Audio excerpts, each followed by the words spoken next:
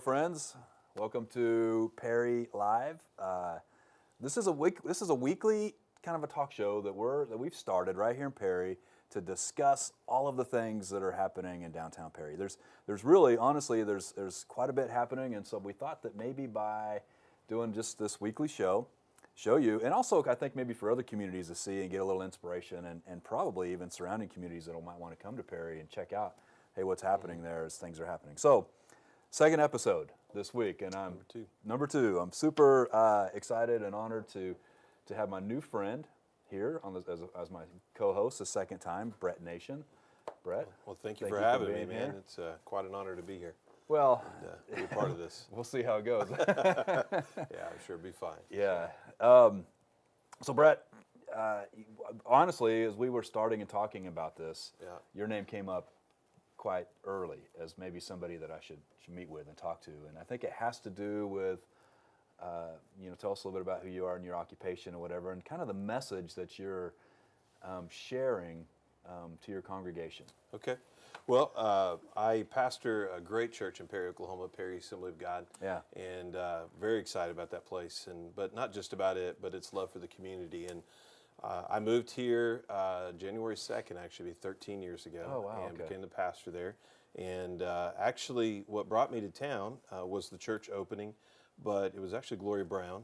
She was the one that first interviewed me, and as a part of that process, she was serving on our board. And I had worked in a place where church wasn't, was just kind of, the church was involved with the church, not really involved in the community. And so when I moved to town, Gloria encouraged me to step out into the community. And I was a little hesitant at first, but then I just started, and all of a sudden it just, like, the connection hit, and was just incredible. And so I started kind of moving out and found that, God's really into not just a community, or not just my church, but the community. And I had another friend of mine say something to me that really got my attention.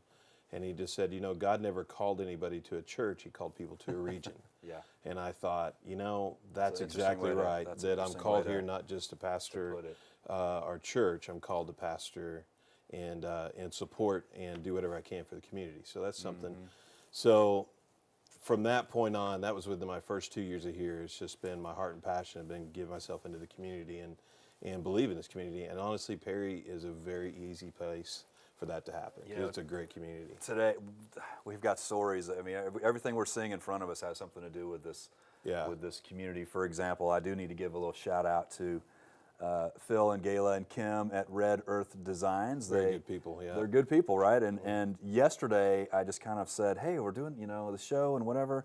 And they even did a little added touch, a little flip this town on the back. And so they made these cups. Phil designed it, made them in one day. Of course. Yeah. So if I were you, just go and tell Phil, I want it done in one day because you did it for Rondre. No matter what it is. I've had that conversation before, and sometimes it doesn't go so great. But I've had that last minute ideas, right? Yeah, I know. I'm notorious for the last minute ideas. So how important is this whole idea of downtown revitalization? I'm a downtown consultant, as you know, and I'm here to try to help revitalize the downtown. I'm big on just even the, I guess it's the term of restoration. It can go a lot of different ways, and it can be, personally, we all need restoration at some point, and I think that, communities and cars and buildings and all of this. So, how do you think that your church plays a role in this effort, or do they? Well, absolutely. I mean, we are constantly encouraging our people to be involved, and we love to hear the fact that people are involved in our community. And we, matter of fact, every Sunday it is a ritual. We pray for our community. We pray for everybody involved. That's great. And we believe, I just have a belief that God wants to do something special here. I really believe Perry's special. I believe that this community is special, and I believe God wants to do something special. And I've got some people in my church that they talked about some of the days when they were growing up, and they're definitely my elder, and they talk about walking in downtown where their parents would come on Saturday night and they would give them a little bit of money. They'd go store to store and spend that money. But the one thing they talked about was the community aspect of it, because they would bring, their family would actually bring lawn chairs and stuff, and they would sit around the square. And Perry has absolutely one of the best local squares that I've ever does. seen in a town. It really to where you does. can be there. And when they talk about that, and church is truly about community. It's about knowing one another. It's not just a one-stop shop. In Perry, it is about people knowing one another, being able to be friends with one another, and discussions and all that stuff. And so I just believe in the downtown area is just such a great place for us to be able to make that connection and be able to communicate with one another and just be friends. Yeah, I'm sure you've heard of the term that third place. Yeah. I mean, maybe you've heard of that, Yeah. where you have your home and you have your work, and then you have this place that you can just go and live and be, just be real with one another. And Absolutely. this morning, even for me, I joked with Kayla Schrum, the Main Street director, Right. we got the coffee mugs and we got this table. We'll talk about this table here in a little bit, and then just the laughter that we shared with just random people on the streets. Yes. In an hour, 2 hour period of time, and I was just like, Perry, this is amazing. Yeah. Community. There's a lot of love, a lot of care Absolutely. on this block. Well, and every community's got its stuff, and anytime you get a group of people together, something's going to happen. But there's one thing I figured out is that if I'm going to have good friends, if I'm going to have a good community, I got to find what's great in them and accept everything about them.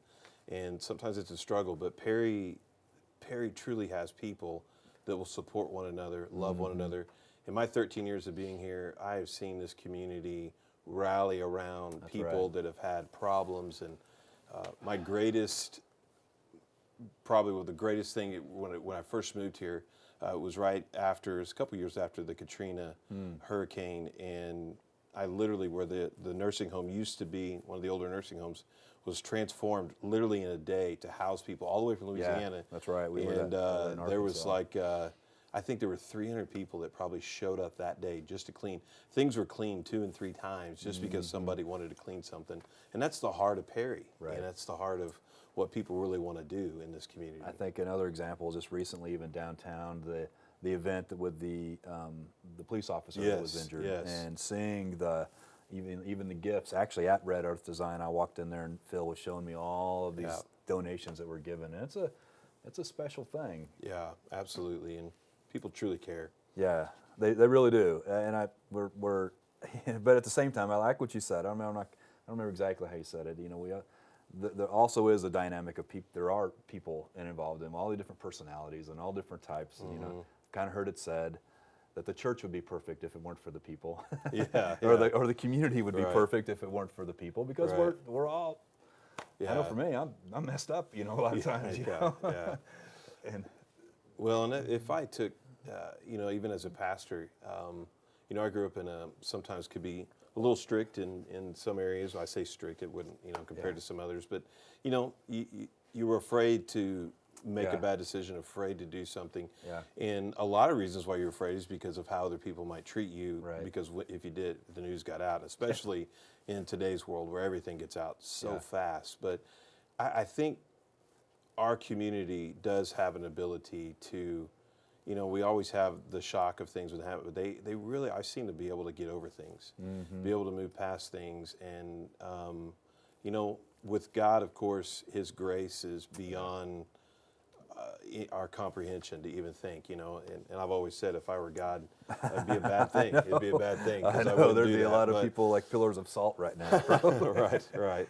But Perry does have that place to be able to do that. And, one of the things I love too is when they do the Friday night events, and we had a business here downtown that really, it just helped us so much to be able to participate in those events. But one of the things that I loved was that Mingle on Main is people got together, and it was a Friday night. They spent that time together, and it reminded me of the stories that I heard of the elderly talking about spending time downtown and hanging out with one another. And man, I just thought that was one of the best things that I felt like I've seen happen, and people can find that, man, downtown's a gym. It's a great place. Well, the mayor and I kind of had this conversation a little bit last time about so many people say they wish that they could have their downtown like it was when they grew up, or these years ago, and that's probably not going to happen. You're not going to have that same life today, but I think we can have a new life. I think that's again where this idea of again, restoration of it. Yeah. We're going to restore Perry, but not to what it was, and Right. hopefully to something even better. Absolutely. You know, and these events and things like that, I think, Yeah. are part of it. Yeah, and you know, God is about restoration. That's right. And I feel that. I feel, and our hands are that reason. You know, when we step out, we're the hands that He's put into place, and it takes somebody to have an idea. And you know, not only does it take someone to have an idea, but and I don't mean to get off on this, but I get really, really heartened when I hear people not believe in somebody with an idea. And it just, it breaks my heart, because so much of our world has changed simply by an idea. An idea, right. The power of an idea is incredible. And Perry, truly, you know, I served on city council for 4 years, and I really, you know, I saw some amazing things happen when people started working together, and I still do to this day. And if we can simply start to believe, something can happen. Right. You know, and well, this is the way it's, you know, it's never happened, or it's never going to return. No, it's not going to return like it was. You're right.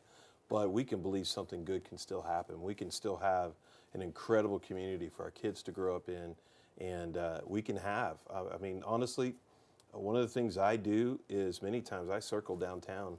Yeah. And I pray, God, fill these buildings, and have ideas and things like that to be able to fill the buildings and believe, man, you can do that. You know, and there's things that are happening today that I didn't see coming 2 or 3 years ago, but yet they're happening. Yeah, yeah.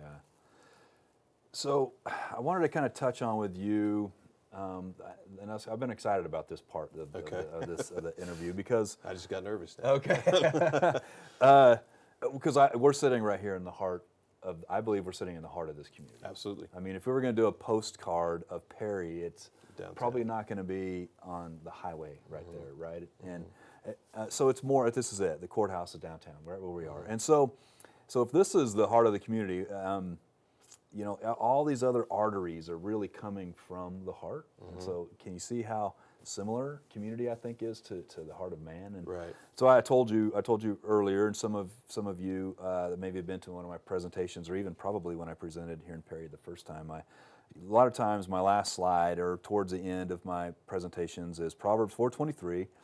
And so in my presentations I do a lot of quotes. So I actually just do it as a quotation. I don't necessarily list the Proverbs, and basically say, above all else, guard your heart, for everything you do flows through it. Yeah. And it's basically my conviction as I'm working in communities all across the country. I'm telling you, guard your heart, guard your downtown, protect it, bring it back. Yeah. You know, that's the, if you want a healthy community, you just like if you want a healthy body, like we see each other at the gym, you've got to guard your heart. Yeah. Well, and you know, I've lived in other communities, and you know, I know, like, you can think about Oklahoma City, you can think about Tulsa, and those are all big cities, and even in the big cities where they could build and do everything anywhere they want, they go for the downtown to restore that downtown. If you were to drive into Tulsa, Oklahoma right now, and you go to the downtown area, you're going to find there's so many. I mean, my wife and I will drive back in those areas, or sometimes we do a hospital call, and you just see such a change where people are gathering, and even gathering and living, you know, and living in those places. And so I think, you know, I've always learned that if I see somebody else doing something and it's functioning, it's working, it's something to learn from. And I think you're absolutely right with downtown Perry, being able to focus on that and having a central focus. And I found a central focus brings community. It brings people together. That's right. And so I totally agree with that. Well, and one of the things I like to say is the best way to bring life downtown is to bring lives downtown. And so part of what you were talking about earlier, the Mingle on Main and stuff, that definitely brings life and lives downtown. But I think that, that if you really want to give your downtown a heartbeat, you've got to have people living down here. And just the more people, there's just something magical that happens. Magical is maybe not the right word. I've actually used the word miraculous. Right. You know, we rent to miraculous people. Yeah, there you go. Because something miraculous happens to your downtown when there's people living in it. Well, how cool would it be to wake up and walk to? I know. 6-11, get a cup of coffee. I get to do that. You know, I get to do that when I'm in town. I park my car most of the time, kind of here on either behind the building or out front, and then just walk unless I just have to go out of Yeah, I town. think that would be the coolest thing. I got a lot of kids running around. They like their yard and stuff. Yeah. But I did tell my wife, I said, At some when point. the kids move out, when you move downtown, and just be able Hey, to you do might want to that. get a building now to get a hold of it. Right, They're, there you they're, go. they're flying There you off the go. shelves right now. There you We've got a lot going on. Cool. That's very good to hear. So I had heard, again, when people were saying, talking about you, and maybe asking about what you can do, your church can do, a congregation, and tell me a little bit about kind of your idea. Maybe, I don't know if it's a passion or if it's just an idea that you have about mentoring and entrepreneurship and small Yeah. business owners and that kind of thing. Well, I always think I had a mentor tell me, whatever makes you cry is probably what you're called to. Yeah. And Yeah, that's good. And literally, I've driven around the city and I've shed tears. I mean, literally, because I believe in it that Yeah, much. that's And interesting. but the other thing is, when I see somebody succeed, man, it just takes me to another place. And so I love. I know a lot of people. I want to build this. I just want to build people, Yeah. and I believe when you build people, you'll see a great change. I've preached many sermons on. You didn't like. Maybe you don't like how the politics are going. You don't like. And everybody says, "Well, get involved," and it's very true. It's not going to change till something different is in there. But the answer truly is in building people, and I think that as we invest in that. That means so much. Recently, I had a lady that was coming to our church, and we started doing some coaching. And she recently, last month, released her book. Oh, yeah. And Nice. it just, when I saw that come out, I just thought, wow. Her name's Kelly Heiser. I thought I'd just say it real quick. Okay, yeah, great. She's on Amazon. We're okay. We're okay with Amazon. doing shameless plugs Yeah. on this show. That's all part of it. But when I saw her as she started writing that book, and honestly, it's a dream of mine to write a book, and I saw her do it, and I just thought, it was great. And she, she even talked about, hey, I want to, you're kind of the place where we started in the coaching, and I just thought, so for me to see someone succeed, to see somebody accomplish what God's put in their heart, that's my greatest joy. And so, and I believe it happens through mentoring. I believe it happens through, what I call coaching. And sometimes it's coaching is pushing them to the cliff and then pushing them over Yeah, right. and pushing them on. But I just believe that. And I believe that, a lot of coaching is to inspire. Yeah. And, Right. to be able to inspire people to do great things. So that's something that I truly love to do. And I do believe, just even going back to downtown, you thinking about, there's no, I guess you would say, to me, I think in Perry, it's a pretty inexpensive place Yeah. to start something. It is. That's exactly. And that's a really good that point. to me, when you talk about pushing people and inspiring them, it's like, as far as your rent and things like that, it's just or buildings, and it's just really an inexpensive place to begin to do something. And I do believe every time something comes in, people get excited about it, and they want to see it grow. Yeah. They want to see it happen. And so I love seeing that happen. It reminds me of when you got me. I got like three things I want to try to. Okay, say. all right. I want to try to say. It reminds me of the new ice cream place that's Yes. open up. Is it Billy Goat? Yeah. Ice cream, right? Yeah. And so going kind of what you said maybe earlier about people not liking an idea, a good idea. Yeah. Because I've actually heard, why would they want to come to Perry? Right. I'm like, why would they not want to come to Perry? Absolutely. I mean, number one, they're Absolutely. getting it's affordable Yeah. for them to be here. Yeah. They're feeling that this community has more potential Yeah. than it has. I mean, and again, it's just interesting how it oftentimes takes an outsider to come in Yeah. to notice that. So Yeah. so that was I think is a great maybe a good example. Yeah, I think it's great. I'm excited about ice cream. I am too. I am too. And I think they're going to have. I think Foster's Drug which is Even being, better. which That's is being great. restored, is going to have some of their ice cream. Wow. Maybe even they've talked about even a custom ice cream, Bananas Foster or something catchy like that. And so Ice cream is kind of like donuts, man. You just gotta eat it. I'm a straight vanilla. I love vanilla You ice cream. devour that, Yeah. yeah. My mission and vision statement is basically the same, and it says it's inspire, equip, and restore. That's what I kind of hope to do when I come into a community, and so I think we're kind of talking about the same message, you know, and this idea of mentoring. I think can also, you know, I think it's just fostering this culture of mentoring, because as new shops and new things come downtown, there shouldn't be any of this happening. There should be, let me show you what works for me. Yeah. You know, well, you're not very good at social media. Let me show you how I'm doing social media and just killing it every week with views and getting people in, you know, as opposed to some sort of competition. Yeah.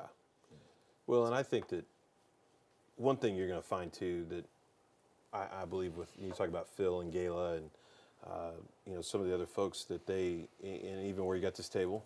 Yeah. Yeah.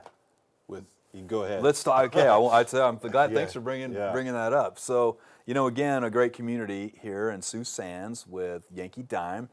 Yesterday, I went in saying, "Hey, I need something. I need something to put, you know, my new glasses that Phil and Gayla are going to make for me, and some cards, and anyway, just to give us something."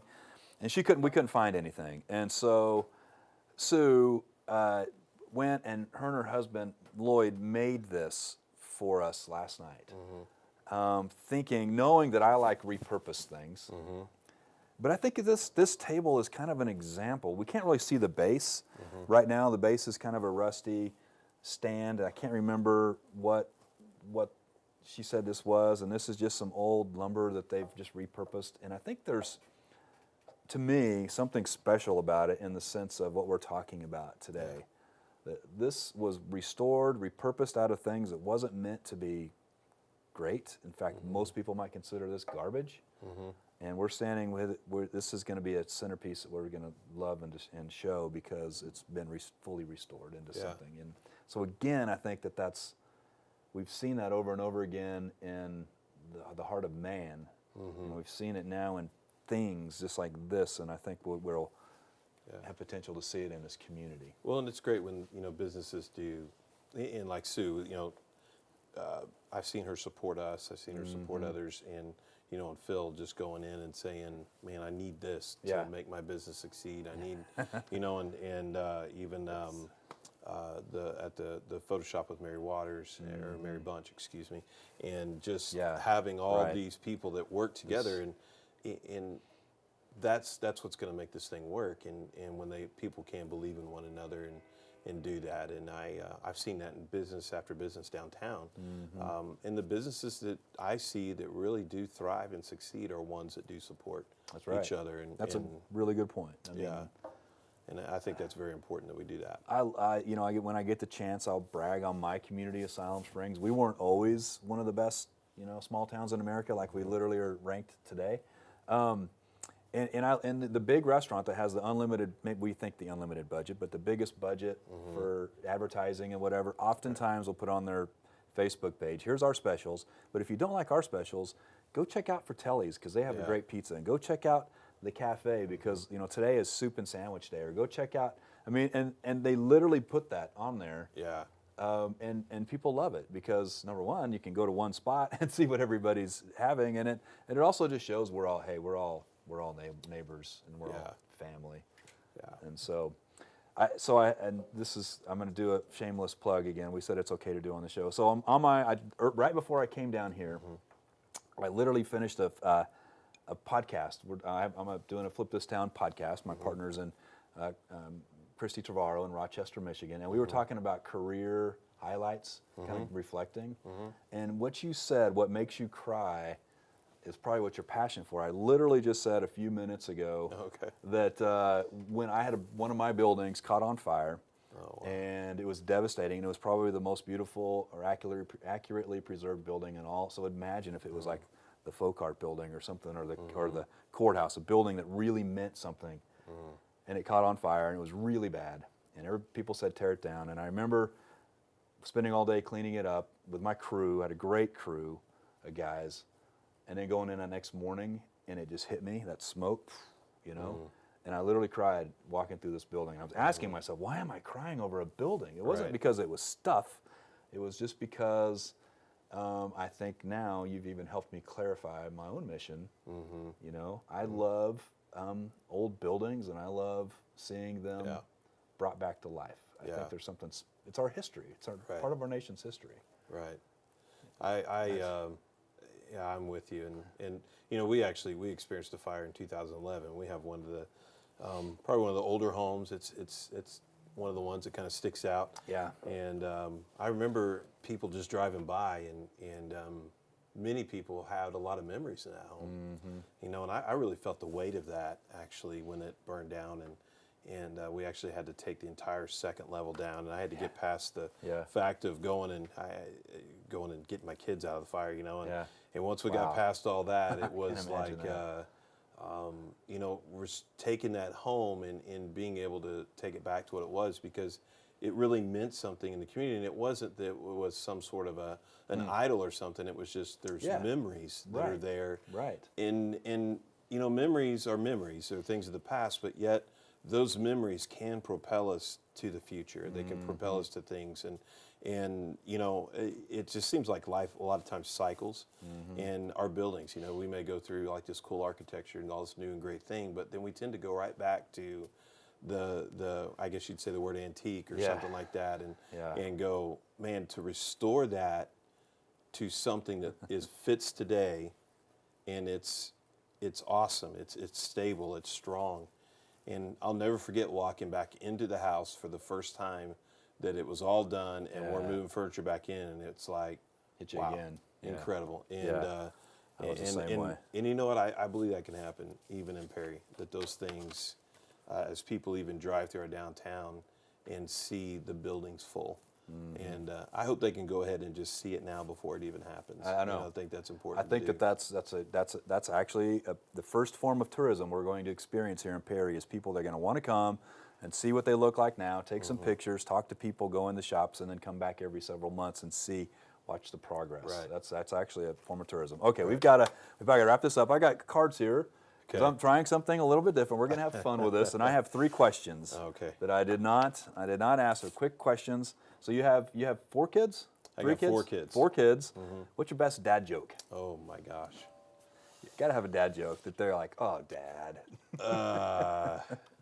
You know, with my family, it's probably not a joke. It's probably more what I do. Okay. I love to embarrass my kids. Yeah, I do too. That's part of the deal, I think, is being a dad. Yeah, it's fantastic. And probably the best thing that I did that I embarrassed my kids was, I think it was last year for Christmas. We always buy pajamas for kids. Okay. You know, and my wife and I sometimes we'll get pajamas. He doesn't like pajamas, you know. And so this year I decided, I was walking in the store and I saw, remember the old the westerns where they had the onesies for their pajamas, you know? Yeah, the yeah, red, right. They kinda look and like the butt flannel, flap in the maybe. back, right? So I was like, honey, that's it right there. And my kids had no idea, and so we opened up that's my pajamas for that day, and they're all freaking out. So Christmas morning, my daughter got an electric scooter, and I thought, man, I got to go try this out. Who wants to get out of their pajamas on Christmas Day? So right down 11th Street, I got on the scooter and took off. It was a lot of fun. That's awesome. That's So, awesome. But you know, I'm pretty sure the fortunate- back flap was closed, so it was good. Fortunately, the counseling probably hasn't been that expensive. No, we did get it on Facebook too, Yeah, so it was right. even better. Right, Yeah, it didn't happen if it wasn't on Facebook. Right, I was thinking when I thought of the joke just a couple months ago during Halloween at our church, we did trunk or treat where you pass Yeah, out candy, yeah. and so I was dressed as a beekeeper, and I had these little bees flying all around me. Wow. And my wife dressed as a honeybee or something like that, and so my daughter was passing out candy right next to me, and the whole time I kept saying, "Man, I've been buzzing all night." And she's like, she's like, "Dad, that is stupid. That is a that's stupid not gonna joke." work. And I'm Yeah. like, "Well, you know, I just can't do it." Okay. This might be, this is going to be a good one. Okay. Most embarrassing thing you've ever said or done at the pulpit? Oh. Man, there's a lot. Get prepared for those. Whatever, Well, I've whatever always had comes the to mind. traditional Whatever comes one to mind. where you're preaching and you forgot to zip up your fly. Oh, And had to turn around. That's- But probably the most one that my wife still laughs at to this day. And to be fair, I was 18 at the time, so obviously very young and preaching. And Yeah. I was talking about a story in the Bible where Jesus was going up to a leper, and I kept calling them leapers. So the entire time I was using the word leaper, the entire sermon. I never caught on, never corrected myself, and here I am about to graduate from high school, and I don't know the difference between leaper and leper, and I was being filmed actually. And I watched the film later, and I didn't get to hear a word I said because the guy filming was laughing so hard. So it was bad. But now they got new technology that I got the mic. So well, they have a lot. They had a problem back then with a lot of people jumping around. I mean, yeah, that was another leaper over there. Can't keep him in the fence. That's good. Yeah, we'll have to keep remembering that one. Okay, and last, this is I don't know. This might be a tough one. One of the things that surprises me, it seems like every day I'm learning another just interesting fact about Perry. You have all these strange, interesting facts, and so even while I was here, I went to Chemnitz Station because they had their celebration for be the longest continuous running gas station in Oklahoma. Yeah. Hearing these little, I'm gonna do some little Perry facts every week. Okay. What's your favorite Perry fact or Perry story? Even if maybe it's not a history, maybe there's something a Perry story that we don't know about that you do. Well, my favorite Perry story is probably even going back to the day when that happened with Katrina, and just even seeing and it was just a day. You know, I grew up in a town where Broken Arrow, Oklahoma, is where I grew up, and so it's a big town, and it's a lot bigger than it was when I grew up. But to walk in that day and see all these people that show up to be able to help people that they don't even know. And what's crazy, and this is probably my favorite, I'm a leadership guy, I love learning about how people get things done, how people do things. Most pastors are. And it was a gentleman, I can't remember his name right now, I can see his face, it's missing me here, sorry if he knows this, but I get a phone call, and I was, as part of the Ministry Alliance, I get a phone call, and this guy says, literally got in his car, said, I'm leaving to go get some people. And I'm coming back, and you guys need to be ready for him. And I was That's like, awesome. Wait. Well, it wasn't awesome. My first impression was like, what? We're not ready for this. And people were calling saying, this is going to happen.